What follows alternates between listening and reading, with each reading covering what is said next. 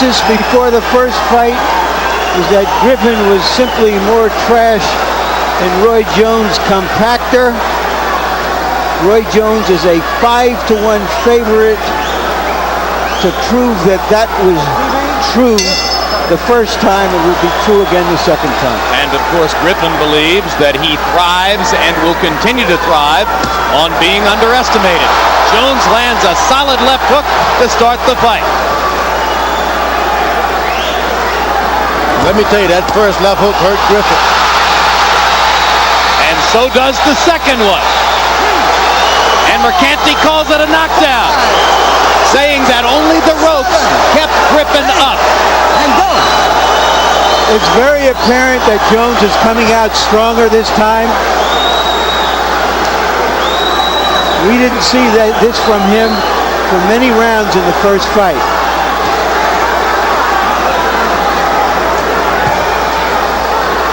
So now Griffin hoping in the back of his mind that Jones, by being so aggressive, will create opportunities for him. Montel's a classic counterpuncher.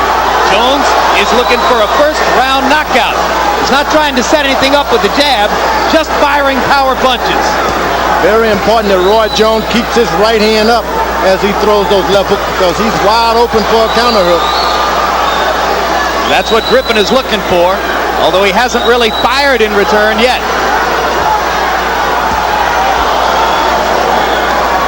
That's the first one he stopped. Let's go. Roy has had a reputation of not taking chances, not wanting to get hit. He is taking chances, sticking his chin out there now. The one thing about Roy Jones, you're going to land those big shots early in the first round. Go back to the body to make sure that this guy is not able to get his second win on you later on. Griffin shying away from the left hook feint there. Obviously, and for good reason, extremely cautious now about Roy Jones's left hook leads. Jones lands another left hook there. Griffin starts to look for counter opportunities, but still very much on the defensive with 50 seconds to go in round number one. Huge round for Roy Jones so far. And Roy Jones is playing the feinting game, and Griffin is benefiting by it. Whoa, what a left hook. What a left hook. Second knockdown of the round. That was a leaping left hook, and Griffin may not survive it. He's got trouble. And that's that.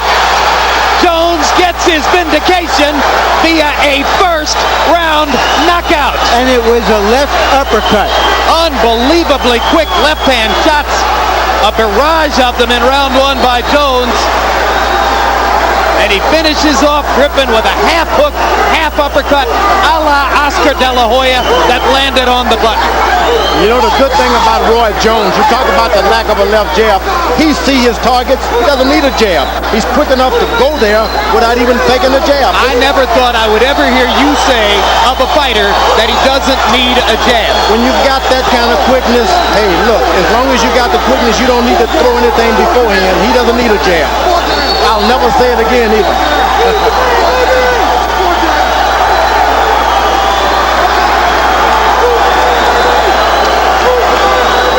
This is well deserving. No one has done that to Griffin before. This is several months of anger and frustration being vented all at once in public by Roy Jones. He couldn't have written for himself a more satisfying fight script than this one. Well, this is what a champion does. There have been a few occasions in boxing history when champions have lost their titles on disqualifications and have come back to regain the title, to assert their championship caliber, and that's exactly what Roy Jones did tonight. This reminds you of Joe Louis's revenge against Max Malek because of the emotion that Roy brought to it. Yeah, this was the most important fight of Roy Jones' life.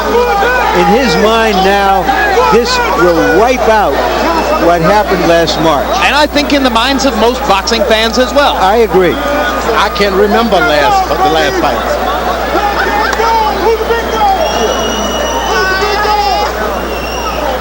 All right, here's the first punch of the fight that hurt Griffin. That was the very first left in the fight. Hear the first knockdown. Right on the button. It's about not recovering. And he put the left glove down on the canvas, so Mercanti didn't need to use the rule regarding the ropes. He had a knockdown on the basis of the fact that Griffin puts this left glove right on the canvas, right there. Wise decision by Arthur Mercanti. And a good call.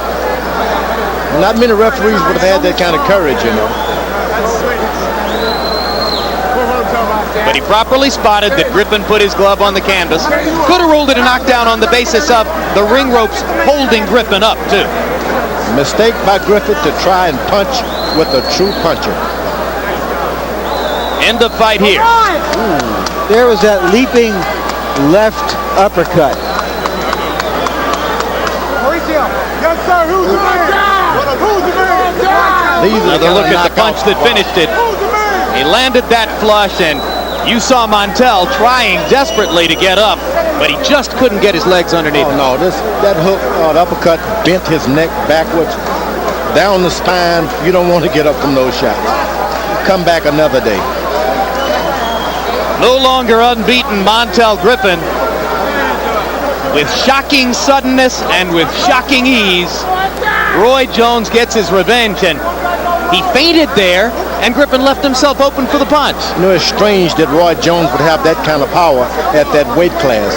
This guy's capable of being a good heavyweight. So you don't think that he's completely off his rocker when he talks about fighting the Holyfields and Moores of the world? No, you pack on that kind of weight and keep your quickness and power, he can go up. How high would he have to go? 205, 210? If he can get to be 200 pounds, that's all he needs just to establish himself as I am a big man. The rest he has. At 200 pounds, would he ever be a threat to be heavyweight champion of the world? Great threat, because he's fast. Hey, when you've got speed, the other things, they just come to you. And so you think the punching power would go up with him as well? No doubt about it, because you get the right conditioner, you get you in a proper shape, you get the proper sparring, he can do it. I was shocked that he could do that to this guy who's fought guys 180 and 185 pounds throughout his career, Griffin has. What about trying to take punches from punchers like Moore and Holyfield? I'd like to see one of those guys try and hit Roy Jones. I don't think it can happen. Now you see me, now you don't. Might not be able to find him. All right, let's go to ring announcer Michael Buffer for the particular.